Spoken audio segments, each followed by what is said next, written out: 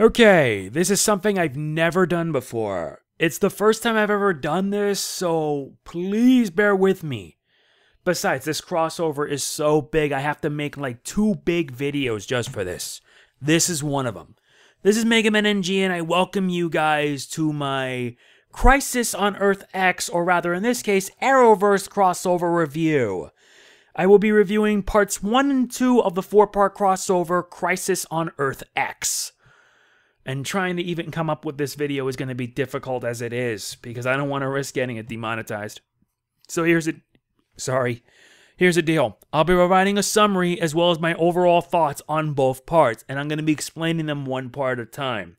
Hope it doesn't bore you, because if I were to make 4 separate videos, that would be harder for me to gather up a lot of notes and information. So for the sake of things, this entire crossover review will be 2 different videos. What you're seeing now is part 1 and 2, my thoughts on both parts, and tomorrow you guys are getting parts 3 and 4. I've also been busy trying to get Apollo Justice done, because I want to get that out of the way and do Ultra Sun before Xenoblade 2 comes out. Not that it matters, because I'm going to be having my hands full all throughout December, all the way into January. It's going to be crazy. So let us get started. In a world where darkness looms, evil is everywhere, and there's no hope in sight. A resistance makes their last stand, but fails. With the secret in the hands of the enemy, their plan comes to fruition. On Earth 1, Barry and Iris are getting married, and it calls for a gathering, bringing many from all over the Arrowverse. All goes well, the wedding goes off without a hitch, until an evil many thought long gone comes by to cause a whole load of heck. The wedding's thrown out the window. The teams now have a new objective, and it's to stop these invaders. Can they be able to defeat against these foes from a world known as Earth X? Yeah, that's the whole theme of the crossover. Enemy forces from an Earth so dark, so inhumane, that no sane person would want to live there. From Earth X invading Earth 1 for the purposes of hopefully taking over the multiverse. And yeah, there are 52 Earths, but there is actually a 53rd called Earth X. During in DC's new 52 Rebirth, Earth X is known as Earth 10, a world where Superman landed in Czechoslovakia and pretty much leads with the Axis powers ruling the world. He becomes known as Overman, an evil version of Superman. And in here, it's no different. And once you saw right from the beginning, yeah, it's scary. It really is scary. But let's get started what really matters, the review as a whole.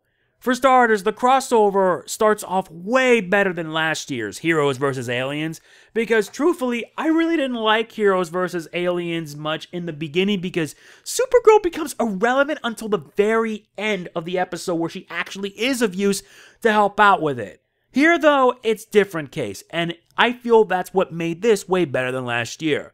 And I'm going to be explaining how each of these parts are. First off is part 1, which is the Supergirl episode. And part 1 is insanely good. It has a good amount of action and excitement. We get an introduction to Earth X, a world where the Axis powers won World War II and rule the world with an iron fist.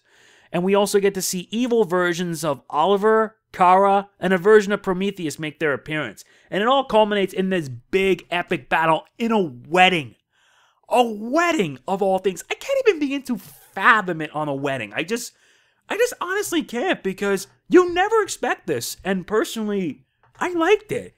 I really liked it a lot, and it allows all the characters from all 4 shows to shine, whether it be good, evil, or otherwise. Although, in my honest opinion, seeing these evil versions of Oliver and Kara, I have to wonder if the actors were having a bit of fun with it, because, yeah, the idea of alternate universes allow the actors to have a bit more freedom, and here it's no exception here. As for another one, I'll be explaining it in the part 2 section. But yeah, the episode was pretty awesome. I really liked it. We get to see some evil versions. We get a big fight scene. And I like how the build-up, the pacing for it, is done pretty well. There are some mini subplots here and there, and that's connected to other shows, like for example with Legends.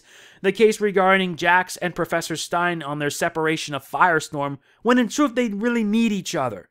They need each other in order for Firestorm to even exist. And I can understand it has to do with the fact that the actor may be departing from the show, But honestly, it wouldn't feel the same since Jefferson Jackson's grown to be a very likable character in Legends, and he's pretty much the tech guy next to the Professor and Ray Palmer. And not having Professor Stein around could just make it feel really missing. I could be wrong about that. There was also another bit of humorous stuff, like with Sarah and Alex having a drink at first, and it leads to a little bit of a one-night fling. That made me laugh a bit because, yeah, Sarah Lance is kind of like a bisexual. I don't know why, but she just is. And the fact that Alex is a lesbian does also say other matters as well. Yeah, she had to call off her engagement in her show in the Supergirl series, and she's kind of down in the dumps. So what does she do? She spends a bit of time with Sarah Lance, the White Canary. You can know how that goes. Overall, a good episode that really balances things up. You have action, you have humor, and you have emotion. And I liked how in part 1 it just balances things out. One common misconception is that by the time all of it is said and done, some of the cast get knocked out. Or rather, put out of action for a while. Like Cisco, because during the fight he gets knocked unconscious and he's out of action. As for Wally West also gets knocked out during the fight as well. Can we blame him? Not really. He at least tried his best. I can't blame him. I felt that this was done so that way they could put more emphasis on the main cast, and to me, that makes me feel a bit sad. Hopefully, they'll recover by the time parts 3 and 4 come along. And for my rating for part 1, I am giving this an 8. A solid 8. I really liked the episode. It was a great start to the crossover. It did have its hiccups, but overall, it is enjoyable. And the only reason I'm not saying the word is because I need to find a better alternate word. An alternate word for it without the risk of YouTube demonetizing it. Though personally, I would just say Hail Hydra or something like that, and even that wouldn't work. Or not even the Xeon, because the Xeon's no different. Now we move on to part 2. Part 2 continues where it left off in the episode of Arrow. Arrow by this point is already at season 6. But as much as I like part 1, part 2 got bogged down. And one of my gripes about the episode, I actually have 2 legitimate gripes, and they'll be explaining in a bit. But don't get me wrong, part 2 was pretty good. We actually get to see the main heroes actually do some good teamwork for a change. The action's pretty good, fitting for Arrow, and we get to see the rest of Arrow's team kick butt against the dark version of Arrow. Eobard Thawne appears as well, for some reason. He's an ally of Earth X, however, my biggest gripe with this is that he's based off of Tom Cavanaugh. Pretty much he decided to take Harrison Wells' look just to taunt Barry. Personally, I don't like that, honestly, because even though Tom Cavanaugh is an amazing actor, he is a really good actor and a writer who actually wrote a good Flash episode. I prefer I would have had Matt Letscher as Eobard Thawne. Because, let me explain. My personal opinion, Matt Letscher is phenomenal as Eobard Thawne when he was in Legends Season 2. He was perfect, he was awesome, and helped make the Legion of Doom stand out as terrifying villains. Not to mention the guy's a pretty good actor. Why couldn't they bring him back for Crisis on Earth X? But instead they decided to do this as a nod to Flash Season 1, since Flash is trying to be more lighthearted for all the wrong reasons. Although last week's episode of The Flash was a better episode, it doesn't help by the fact that, well, we have this back. But what can you do? The episode is alright, and the action is great, and there was an emotional moment between Oliver and the Earth X version of Prometheus, which is revealed to be Tommy Merlin. For those who don't know, Tommy Merlin was Oliver Queen's friend back in Season 1. And by the time the season ended, Tommy Merlin lost his life. And it really hurt Oliver big time. It hurt him hard. Colin Donald shined here in this episode, and though we saw him as believable, in the end, well, he had a kick in the Earth X stuff, and it was overall really sad. Because, let's be honest, it was nice seeing him again after, so long. The son of Malcolm Merlin appearing as an enemy for Earth X. But how it's done here was well, and I will commend the writers for delivering a great scene. It was a truly emotional scene, and for fans who grew up on the early seasons of Arrow, back when at least it was good, they at least got their treat.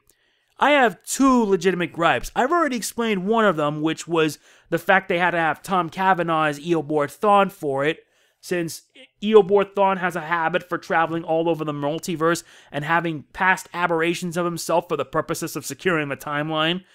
And truthfully, they should have brought in Matt Letscher for the job. I don't know why. My other gripe is the love plots, because some of the plots like Oliver and Felicity, or Sarah and Alex, or Barry and Iris, I feel that those love plots kind of hampered the episode. They hampered it down in an episode that was meant to be serious and intense. It was to be a big deal, and I felt they kind of ruined it. But don't get me wrong, the episode is good. I mean that.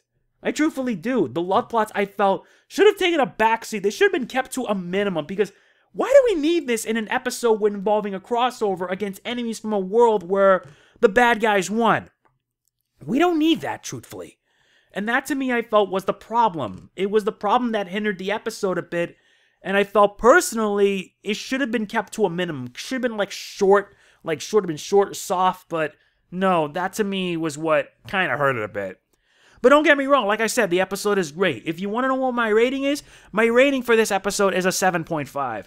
It is not as good, not as better than Part 1, because Part 1 really was amazing. But Part 2 is a pretty decent episode all on its own, and it's setting things up for the second half, because how it ended, yeah, now all the heroes are on Earth X. The question is, how are they going to get out? I really don't know, and I am really hyped for the episode. If you're watching this video right now, then it means that I'm already at work writing notes so I can prepare for my review tomorrow. So yeah, this is the first time I've ever done something like this, and if it actually does work, I may plan on doing more for other episodes that like 1 or 2, who knows. But yeah, my rating for Part 1 is an 8, and my rating for Part 2 is a 7.5. So yeah, overall the crossover is decent with a bit of a few hiccups here and there. But I only hope that the second half delivers, because compared to Heroes vs. Aliens, it had a strong start, but it kind of fuddled along the way. And I only hope that the guys could actually deliver on a good job for this. I really hope so, because I really am excited to see Wentworth Miller one more time.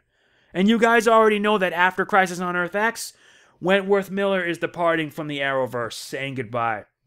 And trust me, when we get to that, we'll get to that. So yeah, that is pretty much it for this.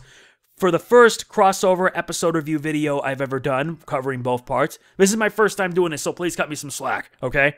So that is pretty much it for this. I hope you enjoyed it, and if you did, please be sure to hit the like button. It really does mean a lot to me. If you've seen both parts, please be sure to tell me what you think. I look forward to hearing it from you guys in the comments. Alright, so that's it. This is Mega Man NJ signing off. Peace out. See you tomorrow where I provide my thoughts on the rest. Later.